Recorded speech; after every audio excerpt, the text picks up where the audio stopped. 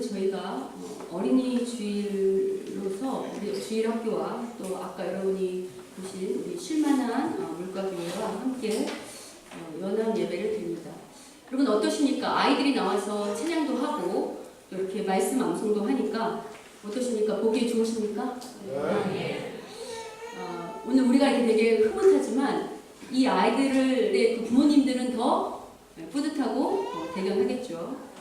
근데 여러분 실은 이렇게 귀한 아이들이 앞에 섰을 때 가장 뿌듯하고 대견하신 분은 누구실까요? 네, 하나님이십니다. 저희가 이렇게 우리 아이들을 보면서 하나님이 가장 대견해 하시고 뿌듯할 거다 이렇게 말할 때 세상 사람들은 이런 말을 할 때 이렇게 반문할 것입니다. 아니 뿌듯하긴 친부모가 제일 뿌듯하지 하나님이 왜 뿌듯해? 라고 반문할 수 있는데요. 여러분 이미 하나님의 자녀가 된 우리는 잘 알고 있지만 우리의 자녀들은 내 자녀이기 전에 실은 누구의 자녀입니까? 하나님의 자녀입니다. 원래 하나님의 자녀인데 이 땅에서 하나님을 대신해서 잘 키워내라고 우리에게 맡기신 것입니다.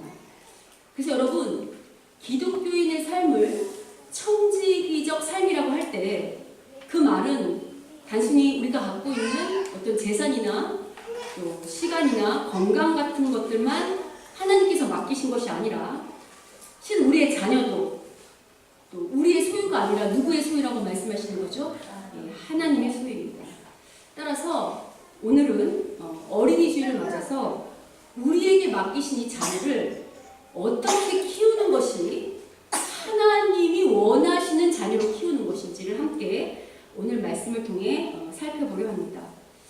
우리는 지금 계속해서 출애굽기를 살펴보고 있는데요. 오늘 본문에서 성도님들이 가장 많이 질문하는 구절이 오늘 본문에 들어있어요. 바로 몇 절이냐면 3절입니다. 우리 3절 앞부분만, 그 앞에 부분만 같이 한번 읽어보도록 하겠습니다. 자, 7장 3절 읽겠습니다. 시작. 내가 바로의 마음을 완악하게 하고 거기까지. 여러분 오늘 이 출애굽기 본문을 보면 내가 바로의 마음을 완악하게 한다 이런 말이 등장합니다. 근데 여러분 여기서 내가는 누구를 말합니까? 그러니까 하나님이 바로의 마음을 완악하게 한다 이런 말이 등장하는데 여러분 이런 말이 여기 처음 등장합니까? 아니면 출애굽기 내내 반복하여 등장합니까? 예, 반복하여 등장합니다.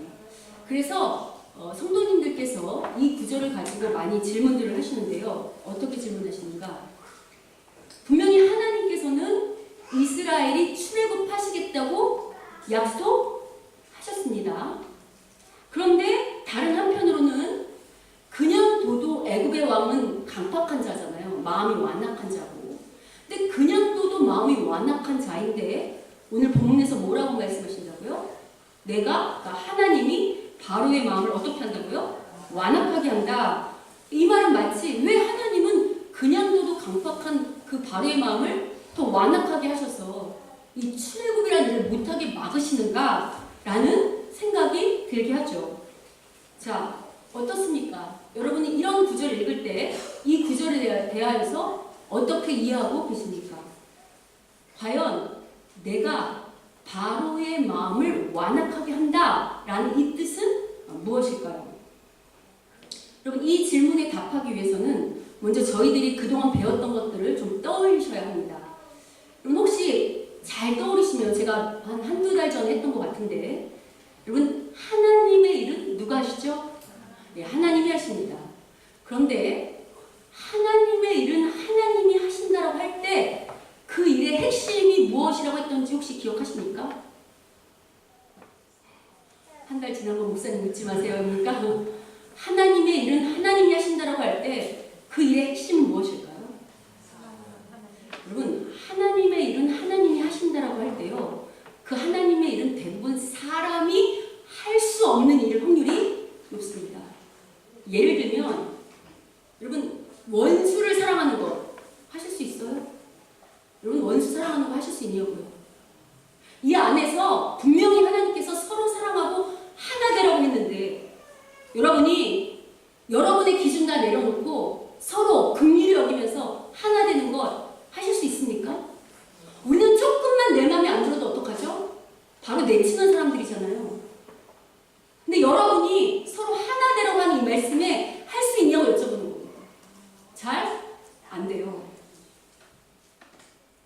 왜 안 되는가?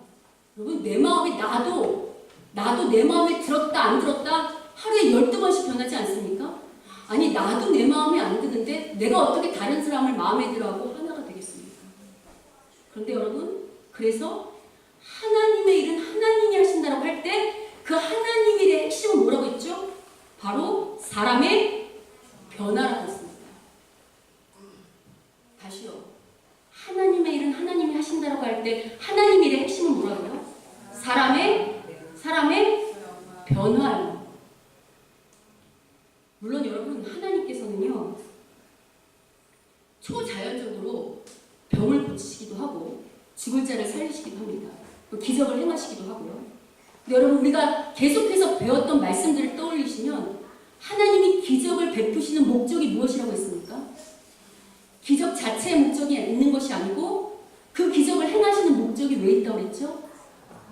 그 기적을 보고 그 기적을 경험한 그 사람이 어떤 사람으로? 믿음의 사람으로 변화하기 위해서 기적을 보이신다고 했습니다. 기억하십니까? 따라서 여러분, 하나님의 핵심은 우리처럼 완악한 사람들의 마음을 주장하셔서 우리같이 완악한 사람들을 온전한 믿음의 하나님의 사람으로 변화하는 것이 바로 하나님의 일의 핵심입니다. 자, 근데 여러분, 그러면 이 하나님의 기적이 역시 사람에게 있다고 한다면 여러분, 하나님 일의 핵심이 지금 누구에게 있다는 거죠? 사람에게 있다는 거예요. 그럼 하나님께서 왜 우리를 변화시키려고 하실까요? 여러분, 사람은요, 하나님의 온전한 믿음의 사람으로 변할 때만 가장 행복하게 살 수 있습니다. 여러분, 다시요. 하나님이 사람을 왜 변화시키냐고요? 우리가 온전한 믿음의 사람이 되어서 행복하게 살게 하기 위해서. 그럼 제가 이렇게 질문하겠습니다. 그러면 하나님께서 아무 사람이나 그 마음을 만지시고 변화시키시고 그 사람의 마음을 주장하실까요? 여러분, 우리가 오늘 하준이도 세례를 받았는데, 여러분, 아이를 키울 때요, 우리가 자녀를 키울 때 다른 자식한테는 이쁘다 인사 정도만 하지 그 아이를 막 간섭합니까? 간섭하지 않습니다. 근데 내 자식은 어떻게 하죠? 내 자식은 먹을 거부터 시작해서 입을 거, 또 공부를 해라 마라, 또 학원을 다녀라, 다 간섭하고 어떡합니까? 뇌까지 되면서 간섭하죠. 여러분, 왜 자식한테 그렇게 일일이 간섭하십니까? 왜 간섭하십니까? 자녀 키워서 덕보시려고요? 아니죠? 왜 간섭하십니까? 그 아이가 행복하게 잘 살길 바라는 마음에서 간섭하시는 거잖아요. 여러분, 하나님도 동일하십니다.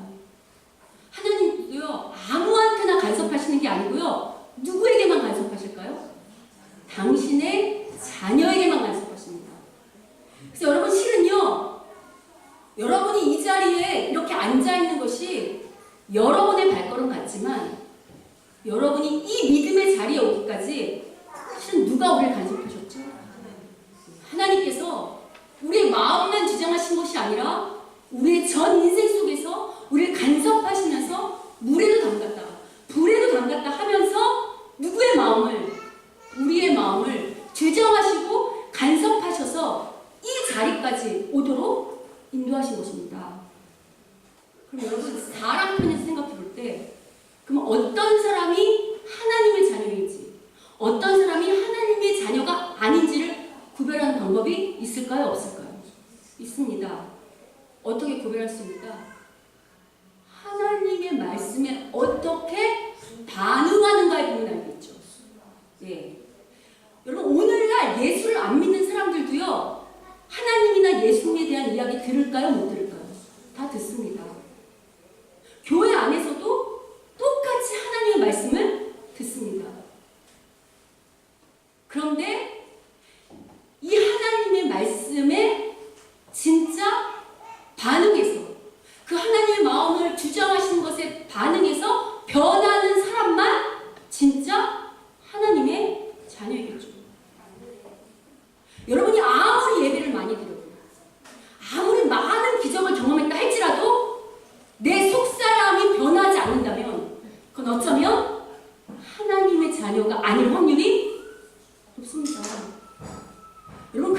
여러분 잘 생각해 보시면 이 출애굽기 이 이야기 속에서도 여러분 하나님께서 출애굽기 속에서 10가지 재앙의 기적을 베푸시죠. 맞습니까?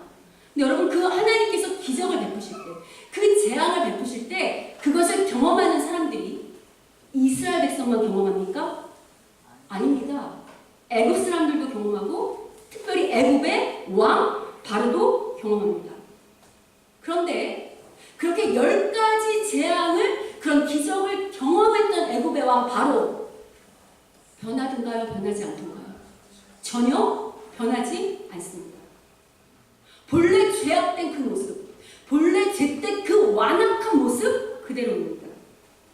따라서 여러분 오늘 본문에서 내가 바로의 마음을 완악하게 한다는 말은 이런 관점에서 해석하면 어떻게 해석할 수 있는가? 하나님께서 바로의 마음을 더 강팍하게 했다는 말씀이 아니고요. 어떤 뜻인가?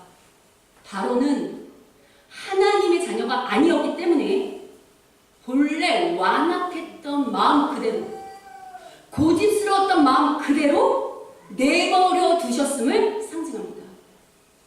여러분 잘 생각해 보시면요. 지금 이스라엘을 대표하는 모델이 누구냐면 모세입니다. 애굽 사람들을 대표하는 모델은 누구죠? 애굽의 왕 바로입니다. 여러분 잘 생각해 보십시오.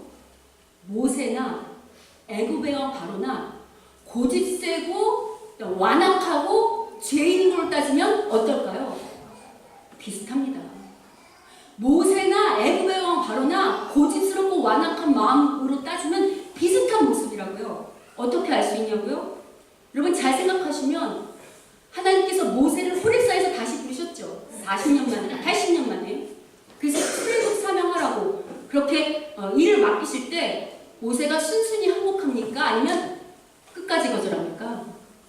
5번이나 이렇게 핑계대고 저렇게 핑계대고 항변하고 끝까지 완악스럽게 고집을 피웁니다. 근데 하나님이 그렇게 고집 피우는 모세를 그냥 두시든가요? 아니면 끝까지 그의 마음을 두들기시든가요? 예, 회유하시기도 하시고 설득하시기도 하시고 때로는 협박까지 하시면서 모세의 마음을 간섭하시고 주장하셔서 마침내 모세가 어떻게 하도록 하나님 앞에 두 손 들어 항복할 때까지 간섭하셨던 거 기억하십니까? 따라서 여러분 다시 한번 말씀드리면 오늘 본문에서 내가 바로의 마음을 완악하게 한다는 것은 하나님이 바로의 마음을 강팍하게 하셨다는 게 아니고 무엇이라고요? 본래 생긴 대로, 바로 생긴 그대로, 그 완악하고 고집스러운 모습 그대로 내버려 두셨음을 상징한다고요. 그래서 여러분 성경이 말하는 진짜 복음은 무엇인 줄 아십니까? 하나님께서 우리의 이 완악한 모습 그대로 두지 않으시고 간섭하셔서 정말 온유한 하나님의 믿음의 사람으로 변화시키는 것, 이게 진짜 복입니다. 오늘 여기에 지금 어린 자녀들을 두신 부모님들이 꽤 계신데요. 여러분, 여러분이 여러분의 자녀를 키울 때 어떤 기대를 가지고 키우십니까? 아니 꼭 어린 자녀가 아니어도 우리 다 부모님들이시잖아요. 여러분이 자녀를 바라볼 때 어떤 기대를 가지고 키우고 계십니까? 그럼 실은요, 우리가 예수님을 믿지만 그럼에도 불구하고 우리가 아이들을 키울 때 어떤 것을 먼저 바라는가 하면요, 일단 믿음의 아이가 되길 원하십니까? 별로 안 원하십니까? 일단 우리 아이가 믿음의 아이가 되길 원하십니까?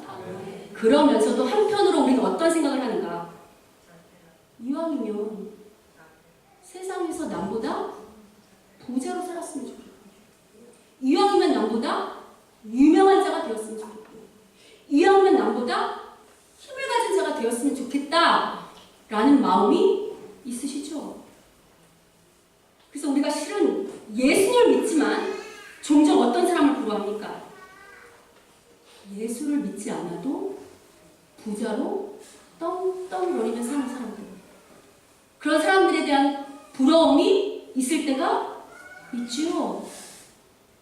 그래서 여러분 이렇게 항변하시잖아요. 아니 하나님, 저 사람은 예수를 믿지 않는데도 불구하고 부자로 사냐고. 아, 저 사람은 예수를 믿지 않고 저렇게 불의한 방법으로 사는데도, 저렇게 누릴 거 다 누리고 사는데도 왜 그냥 두시냐고. 여러분, 그렇게 항변하실 때 있습니까? 없습니까? 있으시죠?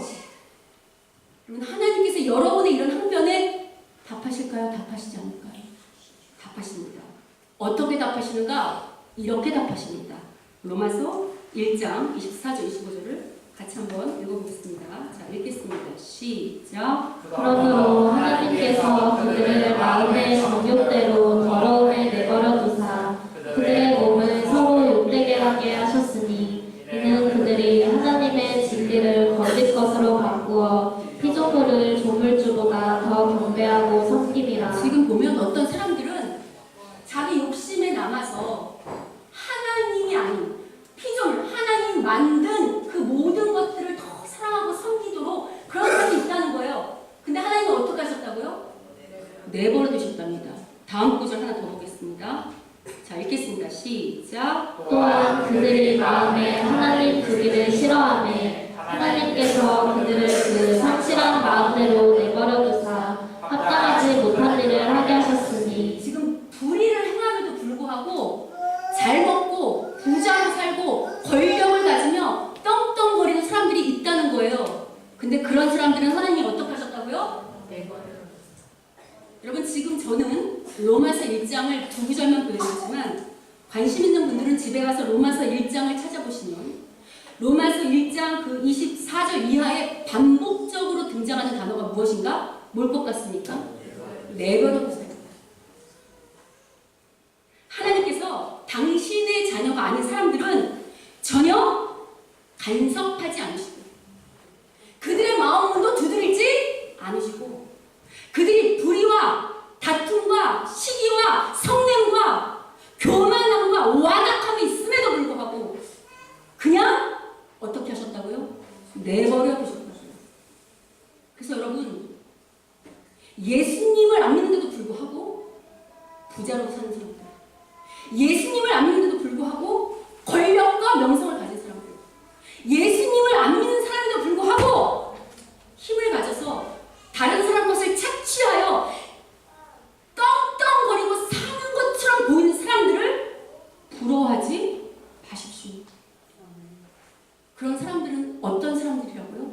하나님이 내버려 두시는 사람들이라는 것입니다. 근데 믿는 자들의 특징은 무엇입니까? 우리가 조금만 불법을 하게 되고, 아니 우리가 조금만 악한 말을 한다 할지라도, 아니 우리가 조금만 거짓스럽고 완고한 태도를 취할 때 누가 우리를 그냥 두지 않으시죠? 하나님 우리의 마음을 계속 두드리십니다. 너 그렇게 말하면 안 돼. 너 그렇게 행동하면 안 돼. 너 그렇게 살면 안 돼. 라고 끊임없이 우리에게 말씀하시고 마음을 두드리시고 우리를 간섭하시는 거 맞습니까? 아멘이죠. 여러분, 그래도 하나님이 계속 말씀하셔도 우리가 워낙 완악하고 워낙 교만해서 끝까지 말씀을 안 들을 때는 어떻게 하십니까? 우리가 우리 자녀를 키울 때와 똑같아요. 여러분, 여러분의 자녀들 말 안 들을 때 계속 이렇게 얘기하잖아요. 공부해야 돼, 뭐 예의를 갖춰야 돼. 끝까지 말 안 들으면 어떡합니까? 그래서 나쁜 길로 가면 그냥 두십니까? 그렇죠. 매를 들어서라도 바른 길로 가도록 하는 게 부모죠. 하나님도 똑같으세요. 우리가 끝까지 완악하고 교만하게 주의 말씀에 순종하지 않고 반응하지 않을 때 어떡하시는가? 매를 드시죠. 어떻게 매를 드시는가? 물질의 매를 드실 때도 있고요. 사랑관계, 부부와 남편을 통해서 그 매를 드실 때도 있고, 직장에 혹은 사업에 혹은 부모와 자녀의 관계를 통해서 매를 드실 때도 있습니다. 그럴 때 우리는 뭐라고 말하죠? 하나님 맨날 나만 갖고 그러냐고, 왜 저 사람들은 다 그냥 두고 왜 나한테만 이러시냐고 하십니까? 하시지 않습니까?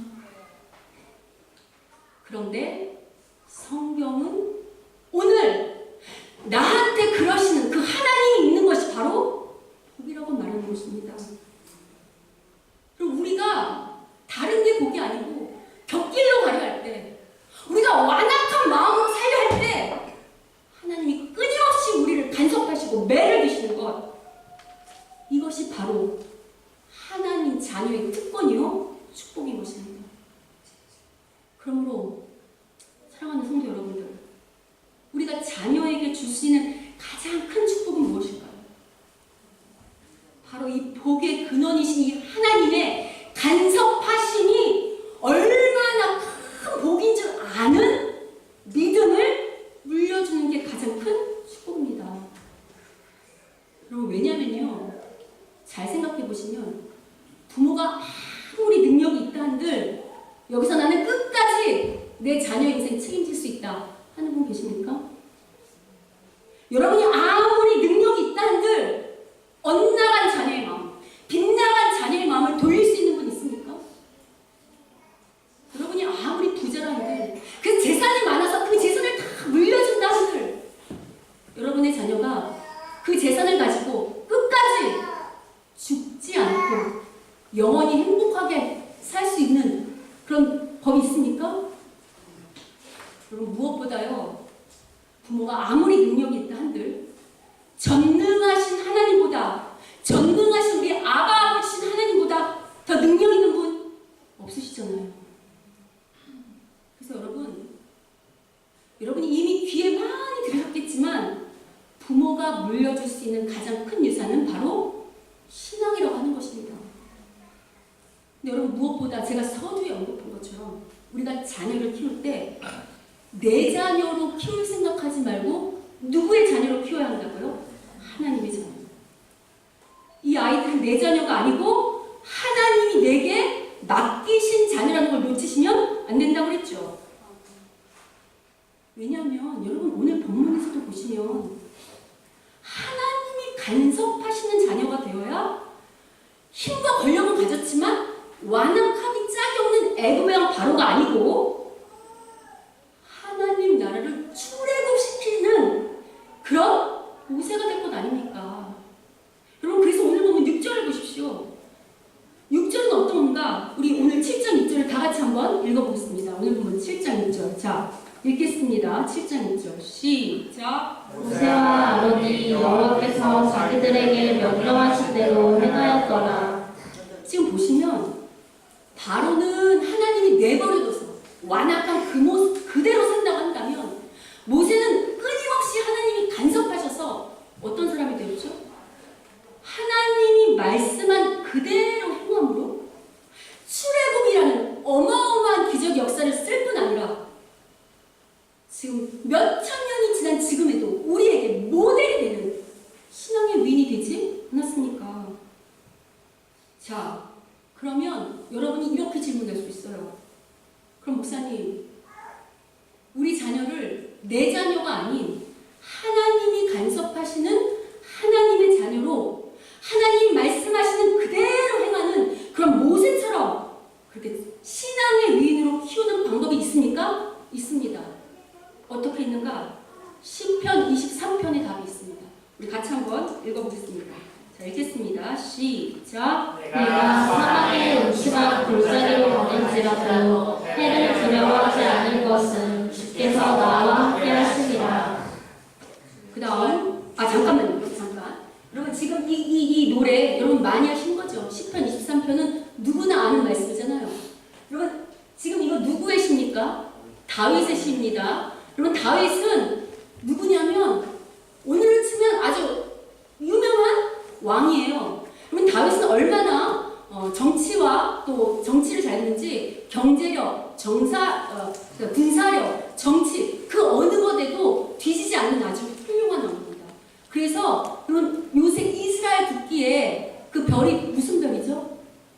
여러분, 이스라엘 국기에 별 모양 있잖아요. 그 별 이름이 무슨 별인 줄 아세요? 다윗의 별이라고 칭할 만큼, 지금까지도 다윗 할 만큼 신앙의 위인이에요. 근데 여러분, 아무리 한나라 왕이라도 살면서 힘든 날, 죽고 싶은 날 있을까요? 없을까요? 있죠.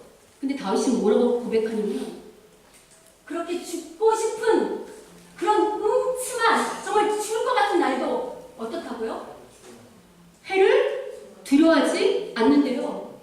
정말 죽을 고비가 와서 목숨이 간당한데도 나는 두렵지 않는다고 고백하는 거 보이십니까? 뿐만 아닙니다. 다음 구절 보겠습니다. 같이 읽겠습니다. 시작. 주의 지팡이와 막대기가 나를 아니하시나이다. 주께서 내 원수의 목전에서 내게 상을 차려주시고 기름을 내 머리에 부으셨으니 내 잔이 넘치나이다. 여러분 살다 보면 여러분을 대적하는 원수 있습니까? 없습니까? 여러분을 힘들게 하는 사람들 있습니까? 없습니까? 여러분을 고단하게 하는 사람들 있습니까? 없습니까? 있습니다. 근데 다윗이 뭐라고 고백하는가? 그런 원수들이 아무리 내게 물밀도 온다 할지라도 그 원수를 무너뜨리는 것이 누구라고요? 하나님이시라고 고백하는 거 보이십니까? 근데 여러분 20편, 23편에 이 시작이 무엇으로 시작한 줄 아십니까? 다윗이 어떻게 이런 고백을 할 수 있었는 줄 아십니까? 바로 10편, 24편의 시작이에요. 혹시 여러분 10편, 23편의 시작이 뭘로 시작하는 줄 아십니까? 바로 이렇게 시작합니다. 자, 읽겠습니다. 시작. 여호와는 나의 목자시니 내게 부족함이 없으리로다. 여러분 다윗이 죽고 싶은 날에도 두려워하지 않는 것, 원수가 나를 대적해도 담대하게 감사하며 힘있게 살 수 있는 비결이 뭐라고 말하는 줄 아십니까? 누가 목자라고요? 여호와가 나의 목자라고. 여러분 목자가 뭐 하는 사람입니까? 목자 뭐 하는 사람입니까? 양치는 사람이에요. 그냥 양치는 게 아니고 진짜 신실한 목자는 어떡하냐면 양 한 마리 한 마리를 다 간섭합니다. 양이 먹을 거 독초를 먹으면 안 되니까 풀도 잘 먹을 수 있도록 인도하고 물도 마실 수 있도록. 여러분 그렇다고 양이 늘 목자의 말을 들을까요?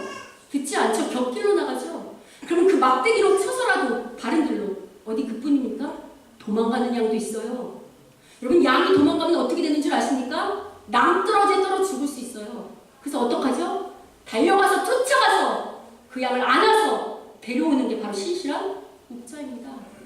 이렇게 신실하게 간섭하는 하나님 때문에 다윗은 뭐라고까지 고백하는가? 이렇게까지 고백합니다. 같이 한번 읽어보겠습니다. 시작. 그가 나를 푸른 풀밭에 누이시며 쉴만한 물가로 인도하시는도다. 내 영혼을 소생시키시고 자기 이름을 위하여 의의 길로 인도하시는도다. 푸른 풀밭, 쉴만한 물가, 그냥 의의 길, 이런 거 우리가 다 꿈꾸는 행복한 삶 아닙니까?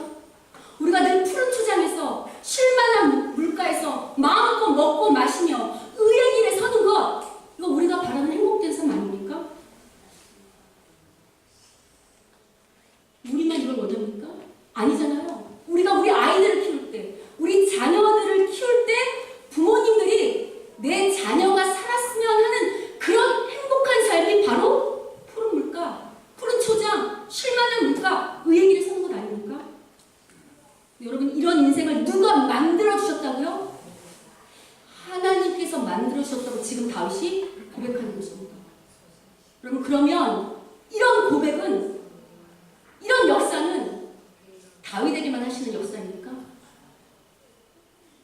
여러분이요 아무리 여기서 예배를 드려도요, 아무리 많은 말씀을 들어도 오늘 이 들은 말씀이, 이 성경의 말씀이 나에게 하시는 말씀이다, 이게 나를 간섭하시는 말씀이라고 생각하지 않고 행동하지 않는다면 이건 그냥 좋은 다윗의 고백으로 끝납니다.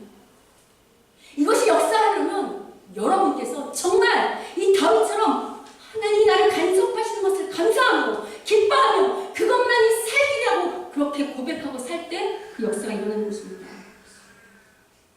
어디 이뿐만 고백하는 줄 아십니까? 다윗이 이렇게까지 고백합니다.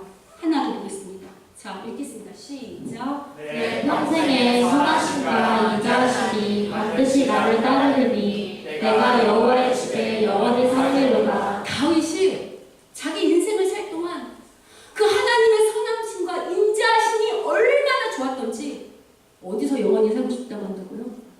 하나님과 영원히, 그 하나님의 간섭하심을 영원히 누리며 살겠다고 고백하는 거 보이십니까? 어떻습니까? 여러분 우리 자녀가 다윗처럼 사망의 음침한 골짜기를 다녀도 해를 당하지 않는 자녀가 되길 원하십니까? 그렇지 않으십니까? 왜 아멘이 없습니까? 우리 자녀가 사망의 음침한 골짜기를 다닐지라도 해를 당하지 않는 자녀가 되길 원하십니까? 우리 자녀를 아무리 힘들게 하는 원수를 만난다 할지라도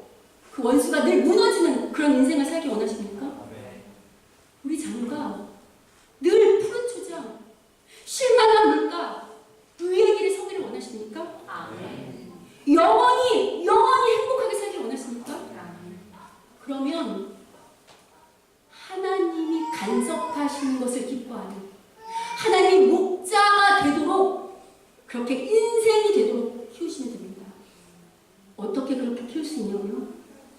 어떻게 키울 수 있을까요? 여러분 부모님들 한번 생각해 보십시오. 어떻게 우리 아이를 이렇게 키울 수 있을까요? 한번 생각해 보십시오. 아니 말씀해 보셔도 좋습니다. 어떻게 하면 이렇게 키울 수 있을까요? 기도만 하면 될까요? 말씀만 보면 될까요? 어떻게 하면 이렇게 아이를 키울 수 있을까요? 부모가 먼저 하나님을 목자로 섬기는 삶이 어떤 건지 보여주면 됩니다. 실제 삶 속에서 완악했던 내가 하나님의 간섭하심을 기뻐함으로 말미암아 내 마음을 주장하시고 나를 변화시키는 걸 기뻐함으로 말미암아 그 간섭에 어떻게 순종하고 변화하는지를 보여주는 것이 100마디 말보다 실제적인 교육이 될 것입니다. 부모가 하나님이 간섭하시는 그대로 이끄시는 그대로 살 때 어떻게 쉴만한 물가 푸른 초장으로 인도하셨는지를 실제 삶 속에서 보여내시면 그것보다 더 좋은 교육은 없습니다. 무엇보다 부모가 먼저 하나님의 간섭하심을 받고 그 말씀대로 행함으로 애굽의 왕 바로가 아닌 완악한 애굽의 왕 바로가 아닌 모세처럼 다윗처럼 하나님께 항복함으로 어떻게 그 인생을 들어 쓰시는지 어떻게 그 인생을 들어 하나님 나라의 귀한 일꾼으로 쓰시는지를 보여내시면 아이는 말하지 않아도 하나님을 목자로 모시는 그런 자녀로 자랄 것입니다. 그러니 여러분 하나님의 자녀로 부름받은 성도 여러분 하나님의 간섭하심을 기뻐하십시오. 하나님께서 목이 곱고 완악한 나를 그대로 두지 않으시고 그대로 내버려 두지 않으시고 환난과 고난과 고통을 통해서라도 나를 온전한 믿음의 자녀로 하나님의 자녀로 변화시켜 주시는 것에 감사하며 기뻐하시고 이것을 가장 큰 축복으로 여기는 것 이게 진짜 복받은 사람들의 특징입니다. 그래서 여러분 오늘은 이렇게 인사하겠습니다. 하나님의 간섭하심을 기뻐합시다. 우리 옆 사람 이렇게 인사하겠습니다. 하나님의 간섭하심을 예, 우리 한 번 더 하겠습니다. 하나님이 간섭하셔야만 삽니다. 하나님이 간섭하셔야만 합니다. 또 하겠습니다. 하나님이 간섭하셔야만 행복해집니다. 하나님이 간섭하셔야만 행복합니다. 우리 아이들, 우리 어드이트 공동체 잘 알았죠? 네, 하나님 간섭하신 삶. 우리 마지막으로 이렇게 한번 인사하죠. 자녀에게 본이 되는 믿음의 사람이 됩시다. 아멘, 아멘입니다. 그러면 제발 이렇게 한번 살아보세요. 저는 이 다윗의 고백을 여러분을 통해서 듣고 싶습니다. 다윗의 20편을 여러분의 입술을 통해서 듣고 싶습니다. 아멘.